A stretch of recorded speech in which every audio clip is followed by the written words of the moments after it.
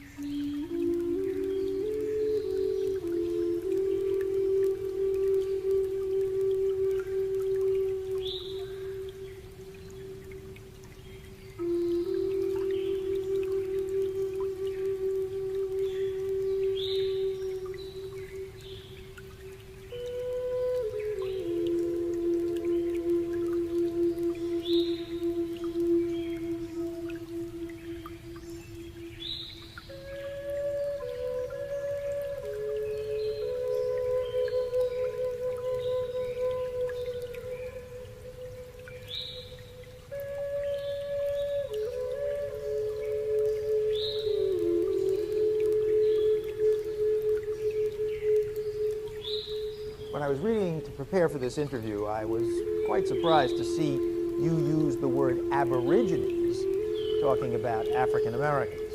You know, I've dealt with that issue. I've already talked publicly about that. And my purpose here today is to say that I'm very sorry, and I apologize to anyone whose feelings were hurt by my comment. I've made very, very clear I don't know where that comment comes from. Well, from your subconscious. Well, I guess. I mean, it's not even a normal thing anyone would say.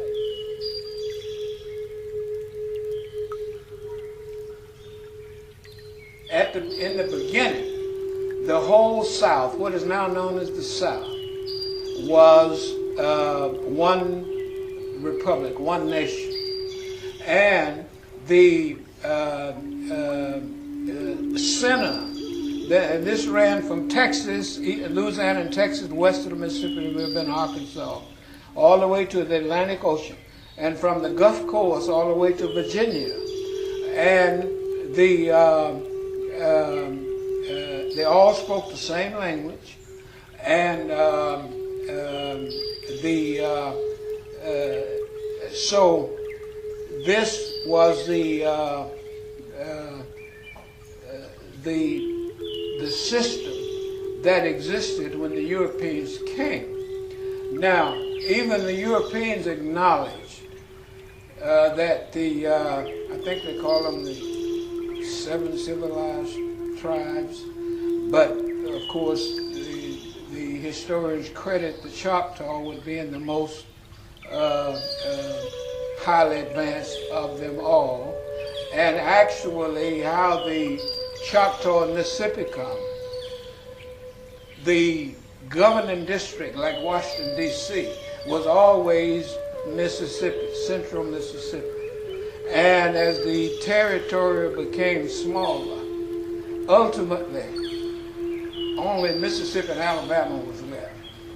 And then in the end, only Mississippi was left. So that is how the process went. I understand that is it your great-great-grandfather was one of the last official elected leaders of the Choctaw Nation. Right. You see, right. It was my great-great-grandfather. And his name was General Sam Cobb. Now, of course, by the 1800s, almost all Native Americans east of the Mississippi River had taken on European names, and that but he was pure Native America. And his rank was, of course, British, because most all of the European nations gave, they either, you hear the French and Indian War, but every war almost, you had the Native Americans fighting either on one side or the other for the European. And of course, before he became the elected national leader, he was for many years an officer in the British and particularly in the American military.